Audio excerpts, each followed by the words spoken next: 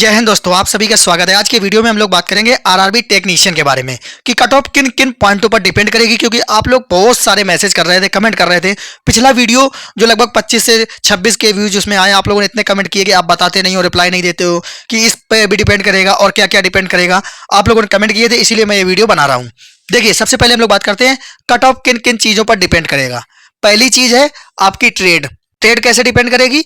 जैसे मान लो कि ये दो ट्रेडें हैं, एक की कट ऑफ यहाँ पे जो देखने को मिलेगी सबसे हाई और यहाँ पे जो देखने को मिलेगी सबसे लो। इन दोनों ट्रेडों में लगभग कम से कम 10 से 12 नंबर का अंतर होगा। आप देख लेना जब कट ऑफ बने। मतलब अगर मैं मान लेता हूँ यहाँ इलेक्ट्रीशियन है, अगर अगर इलेक्ट्रीशियन की 80 जाती है तो कोई ऐसी ब्रांच होगी जिसकी कट ऑफ यहाँ पे 70 पे भी लग जाएगी। तो ये इस पर भी डिपेंड करेगा कि ट्रेड पर, क्योंकि कुछ ट्रेडें ऐसी हैं अगर इसी में मैं कह दूं कि नहीं नहीं 80 जानी है तो फिर इन लोगों के साथ तो गलत हो जाएगा ना, इन लोगों का पता ही नहीं चलेगा। अभी इसका भी सोल्यूशन मैंने निकाला है, मैं आप लोगों को बताऊंगा। उसके बाद दूसरी चीज है कैटेगरी। देखिए, अगर मान लीजिए किसी जोन में मान लो सिर्फ 5 वैकेंसी है यूआर की, ठीक है, और वहां पे 10 बच्चों के 80-80 नंबर आ गए, तो सिर्फ 80 कट ऑफ लगा दी जाएगी और 80 कट ऑफ लगा के 5 बच्चे 80 वाले बाहर हो जाएंगे, 5 80 वालों को सिलेक्ट किया जाएगा। मैं एक एग्जांपल ले रहा हूं, 5 को सिलेक्ट कर लिया जाएगा। अब बाकी जो तो 5 बच्चे बाहर हो गए, लेकिन इस समय ये दिखाई दे रहा है कि हमसे ऊपर 80 वाले कितने हैं? 10 हैं। क्योंकि अगर किसी के 70 हैं, अगर उससे पूछा जाए भाई तुमसे ऊपर 80 वाले कितने हैं, तो वो कहेगा यार 10 हैं 80 के ऊपर। तो आप खुद सोचिए, जब ये कैटेगरी वाइज कट ऑफ बनेगी ना तो बहुत ज्यादा फर्क पड़ेगा। और एक चीज, इसमें एक चीज और डिपेंड करेगी, जब आपके ये 80 कट ऑफ बन गई, उसके बाद कोई बच्चा एससी में है, उसके नंबर आ रहे हैं 75। तो अब आप सोचिए, ये जो 70 वाले से पूछा गया था कि अब आपके पास आपसे ऊपर कितने बच्चे हैं, तो ये कहेगा कि अब मेरे ऊपर 11 हो गए, क्योंकि एक ये एससी वाला भी जुड़ गया। लेकिन जब कट ऑफ बनेगी, तो जब 80 कट ऑफ चली गई है, तो एससी वाला जो 75 लिए बैठा है, ये तुरंत इसके नीचे आ जाएगा, ओबीसी वाले के नीचे, क्योंकि वो तो फिर अपनी कैटेगरी पे फाइट करेगा। जब यूआर की कट ऑफ बन चुकी है, यूआर क्वालिफाई नहीं कर रहा है, फिर तो अपने अपनी कैटेगरी पे आ जाएगा। तो फिर ओबीसी से तो उसका कोई मतलब नहीं रही। तो इस पर भी डिपेंड करेगा कि कैटेगरी कौन सी है।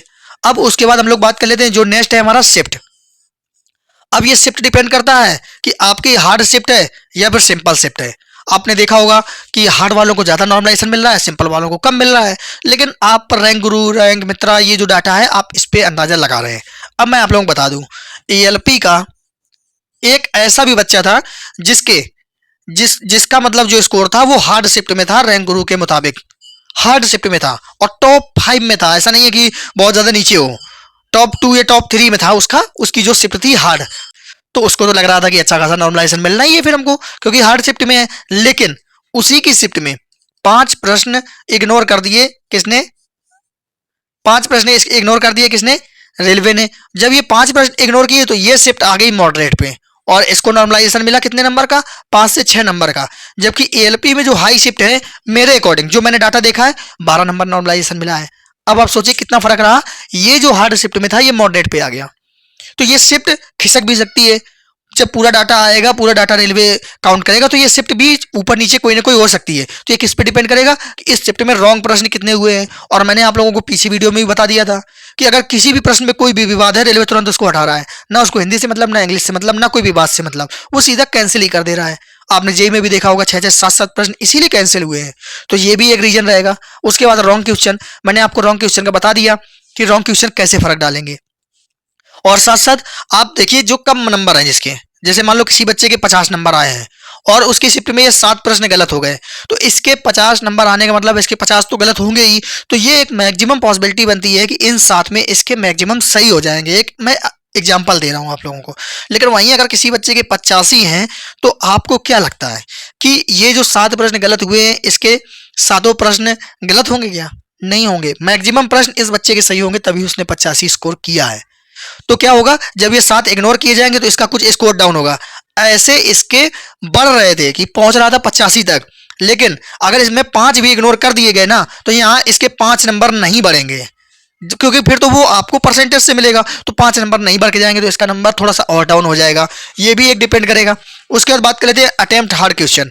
ये भी डिपेंड करता है। अगर आपकी शिफ्ट में जैसे कोई एक क्वेश्चन है, मान लो कोई एक प्रश्न आया और इसको 90% बच्चों ने छोड़ दिया, 10% बच्चों ने अटेम्प्ट किया, इसका मतलब है कि ये हार्ड क्वेश्चन रहा होगा। और आपने इसको अटेम्प्ट करके अगर सही कर दिया, तो फिर इसका भी फायदा मिलता है नॉर्मलाइजेशन में। अब उसके बाद बात कर लेते हैं स्टूडेंट। देखिए अभी ज्यादा लोगों ने डाटा नहीं फिल किया था, 2 लाख 2.5 लाख 3 लाख, इससे ज्यादा थोड़ा फिल कर दिए हैं। तो जब पूरे बच्चों का डाटा आता है ना, तो बहुत ज्यादा फर्क पड़ता है कि एवरेज स्कोर, उससे क्या फर्क पड़ेगा। एवरेज स्कोर बढ़ भी सकता है, घट भी सकता है। और जो मैक्सिमम और लोवेस्ट में जो शिफ्ट होती है ना, इस पे भी बहुत ज्यादा अंतर बढ़ेगा। तो नॉर्मलाइजेशन कितने नंबर तक मैक्सिमम जाएगा, ये तभी अंदाजा लग पाएगा जब पूरे बच्चों का एवरेज स्कोर आया हो तब। तो ये भी डिपेंड करेंगे बच्चों की संख्या पर। अब उसके बाद बात करते हैं पोस्ट प्रेफरेंस। मान लीजिए कि मैं अंदाजा लगा रहा हूं कि किसी वेल्डर वाले बच्चे का 90 स्कोर है, ठीक है। अब जब इसने 90 स्कोर बताया कि मैं वेल्डर से हूं, मेरा 90 स्कोर है, तो सभी के मन में यही ख्याल आएगा कि ये बच्चा पक्का 100% श्योर है कि किसी और ब्रांच में फाइट करने वाला है, मतलब इसका काम वेल्डर से खत्म हो जाएगा। लेकिन इस चीज का किसी को नहीं पता है कि इस बच्चे ने जो फर्स्ट प्रेफरेंस दिया है वो वेल्डर को ही दिया है, कि वेल्डर की ही किसी ट्रेड को फर्स्ट प्रेफरेंस दिया हो। अब ये नंबर कितना भी ले आए, इसको तो वेल्डर की ही ब्रांच मिलेगी, क्योंकि इसने फर्स्ट प्रेफरेंस वेल्डर दिया है। तो ये ऊपर मूव नहीं करेगा किसी और कैटेगरी में। ये इस पर भी डिपेंड करती है कितना ज्यादा फर्क पड़ रहा है, आप खुद सोचिए। अब इतने पॉइंट को अगर काउंट करके कोई कट ऑफ बनाएगा तो क्या बना पाएगा? क्योंकि इतना डाटा ही उसके पास नहीं होगा। और इसीलिए कट ऑफ पे जो वेरिएशन आएगा बहुत ज्यादा आ जाएगा। 2-4 नंबर का भी आ गया, फिर आप कहोगे आप तो कट ऑफ इतनी बता दिए थे। अब बताइए कितने सारे पॉइंट पे डिपेंड कर रहा है। अब इतना डाटा किसके पास आ सकता है? एक चीज बनाया जा सकता है डाटा के अकॉर्डिंग। जैसे ये वेल्डर वाला है, इसके 90 आए हैं, अब इसको किसी और ब्रांच पे ना फाइट करा के सिर्फ वेल्डर पे ही फाइट कराई जाए, तो इससे एक डाटा निकल सकता है कि वेल्डर की मैक्स कट ऑफ, जो मैक्सिमम कट ऑफ है, वो कितनी जा सकती है। अगर मान लो कोई कट ऑफ निकलती है, अगर मैंने उस चीज को पूरा एनालिसिस किया और मैंने एक कट ऑफ निकाल दी 70, तो इसका मतलब ये है कि बस इसकी मैक्सिमम कट ऑफ 70 तक ही जाएगी। ये एनालिसिस हो सकता है। लेकिन अगर कोई ये कह दे कि कम से कम 60 जाएगी, तो 60 नहीं निकाल सकता है, मैक्सिमम निकाल सकता है। अगर मैंने ये 70 निकाल दी मैक्सिमम, तो इससे नहीं बढ़ेगी, 65 हो सकती है, 60 हो सकती है, 50 भी हो सकती है, लेकिन 71-72 नहीं होगी, 71-72 नहीं होगी। ये एक अनुमान निकल सकता है।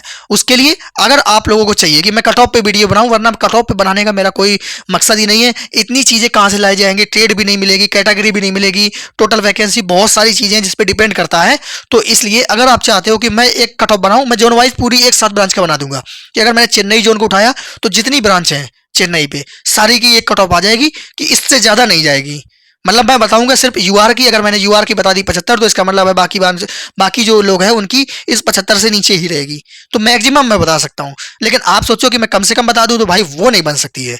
तो मैं आप लोग बता दूं, जैसे ये चेन्नई जोन है, अब चेन्नई जोन पे फिटर भी है, वेल्डर भी है, इलेक्ट्रीशियन भी है, ये सारी ब्रांच हैं।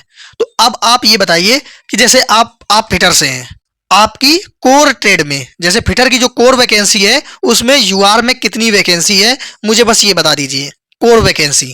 अब अगर आप फिटर से हो तो आपके लिए काउंट करना कोई बड़ी बात नहीं होगी।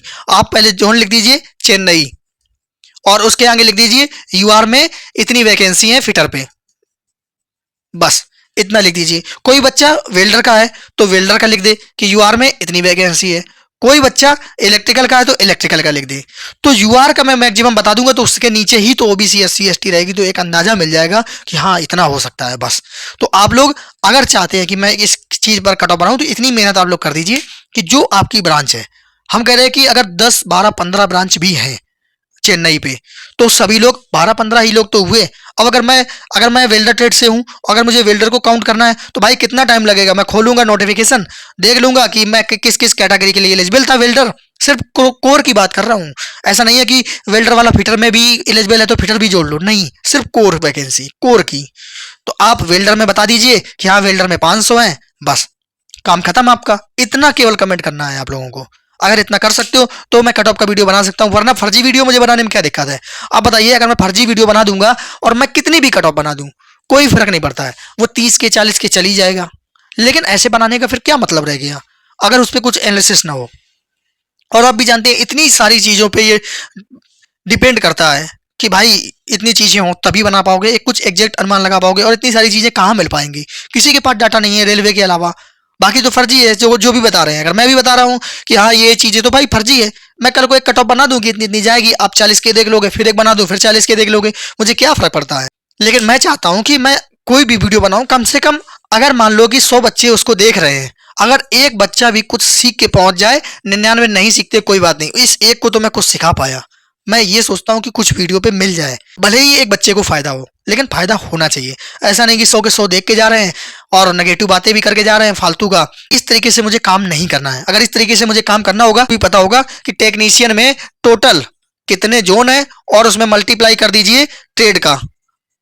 इतने वीडियो में बना चुका होता सिर्फ कट ऑफ की, एक बार बना चुका होता और दोबारा फिर से मैं कट ऑफ बनाने लगता कि नहीं अब तो एएलपी जेई आ गया, अब फिर से कट ऑफ बदल जाएगी, और उतने ही वीडियो फिर से बना देता।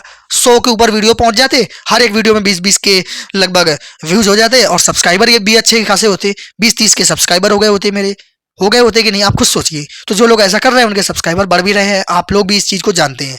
मैंने एक भी वीडियो नहीं बनाया, रैंक गुरु का डाटा आया, रैंक आईक्यू का डाटा आया, लोगों ने 50-50 वीडियो उसी डाटा पे बना दिया। मैंने एक भी वीडियो नहीं बनाया, वरना 100 से 150 वीडियो इसी के बन जाते।